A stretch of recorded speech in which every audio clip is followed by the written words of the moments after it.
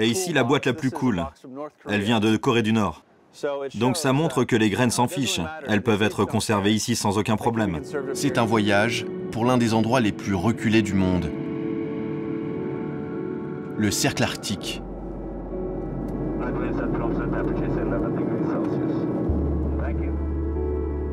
Pour atteindre ces latitudes, pas moins de 3 vols sont nécessaires. Bien au-delà du nord de la Norvège, voici Svalbard. Seulement 1300 km séparent l'archipel du pôle Nord. À notre droite, on aperçoit un bloc de béton qui émerge de la montagne. C'est le but de notre visite. En même temps que nous, arrive un trésor inestimable. Il est suivi de près par une dizaine de journalistes. Dans ces boîtes, nous avons plus de 7000 paquets de différentes graines. Des milliers de graines, de blé, de maïs, d'orge, de riz, provenant des 4 coins du globe. Leur arrivée est un petit événement sur l'île.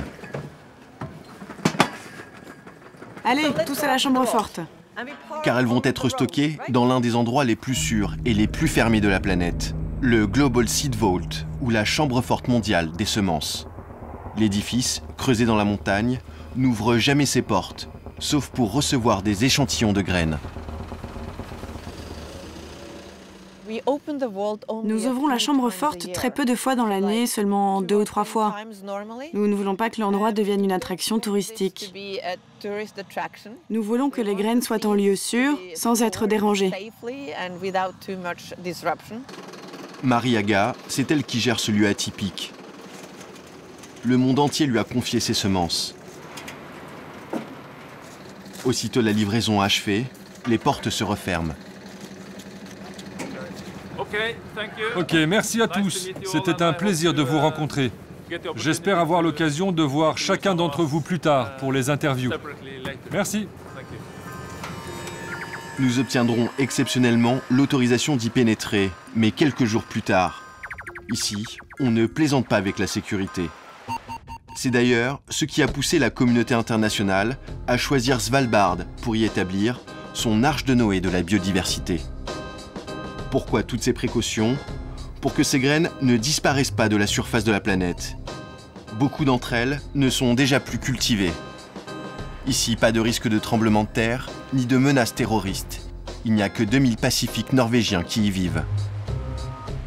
En cette période de l'année, le soleil ne quitte jamais le ciel. Ni le jour, ni la nuit. C'est au cœur de cet environnement qu'en 2008 a été inaugurée la chambre forte à semences. Sa conception tient plus d'un film de James Bond que d'un grenier à blé. Enfin, nous pouvons y entrer. Nous sommes dans l'entrée de la chambre forte.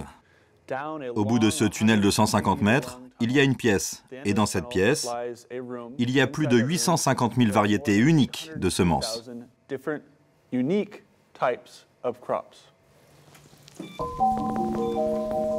L'importance du lieu tient en un chiffre. Près des 3/4 des céréales cultivées dans le monde ont disparu depuis un siècle.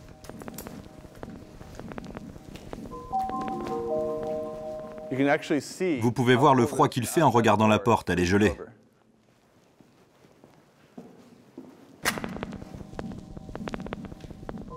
Nous progressons dans les entrailles de la montagne, dans le permafrost plus exactement.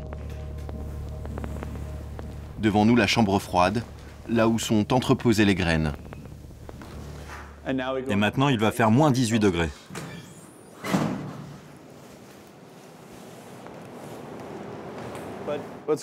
Ce qui est génial avec cette pièce, c'est qu'en face de vous, vous avez 12 000 ans d'agriculture. Vous avez les arrière-grand-mères de vos tomates. Et vous avez le blé qui pousse aujourd'hui dans nos champs. Tout ça dans la même pièce.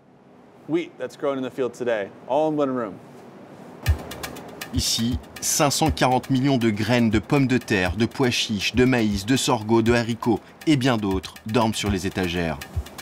En tout, ce sont plus de 5000 espèces domestiques ou sauvages qui sont conservées. Des espèces rares qu'il faut protéger. Elles ont été déposées par des centres de recherche de différents pays. Nous avons le Pérou ici, le Costa Rica, la Russie, la Suède, le Soudan et la Géorgie. Et ici, la boîte la plus cool, elle vient de Corée du Nord. Donc ça montre que les graines s'en fichent. Elles peuvent être conservées ici sans aucun problème. C'est sans doute les plus belles boîtes de la chambre froide. C'est le seul programme de coopération internationale auquel participe la Corée du Nord. La Syrie aussi a déposé ses graines. Ils avaient prévu le pire, et le pire est arrivé. Voici à quoi ressemblent aujourd'hui les champs qui servaient à la culture des céréales dans le sud d'Alep. Tout est complètement détruit, mais les semences, elles, ont été sauvées. Ici, vous pouvez remarquer les étagères vides, des boîtes manquantes. Ce sont celles qui ont été envoyées pour rétablir les stocks en Syrie. Le centre de recherche est à Alep. Depuis 2008, ils envoient des graines ici pour protéger leur collection, au cas où il se passerait quelque chose. La guerre n'est pas terminée, mais les agronomes syriens sont déjà en train de reconstituer les stocks de graines, grâce aux répliques qu'ils avaient laissées ici. Pour la première fois, le coffre-fort a révélé son utilité. C'était en octobre dernier. 38 000 échantillons ont fait le voyage, en sens inverse. 5 000 km pour être replantés ici, dans la plaine de la Bekaa, au Liban. Nous sommes avec Ahmed Amri, qui travaillait avant la guerre dans le centre de recherche agricole d'Alep, en Syrie. C'est lui aujourd'hui qui est responsable de la nouvelle vie des graines syriennes. Il est fier de nous montrer ce qui a pu être préservé des combats. Ça, c'est les parents du blé. Ça, c'est les parents du pois chiche. Et ça, ce sont les parents de l'orge. Son travail, faire des croisements génétiques à partir des variétés anciennes qui étaient conservées à Svalbard. Ça, c'est une espèce qui est apparentée au blé. Comme on voit, c'est totalement différent du blé, mais on peut transférer des gènes de résistance et des gènes de tolérance de cette espèce au blé.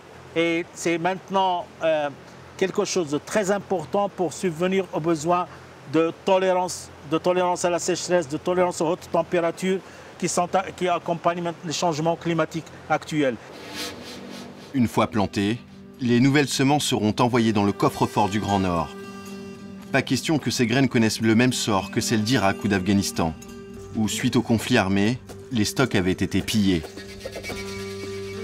Il faudra 7 ans au docteur Amri pour reconstituer la collection de semences qui était en Syrie.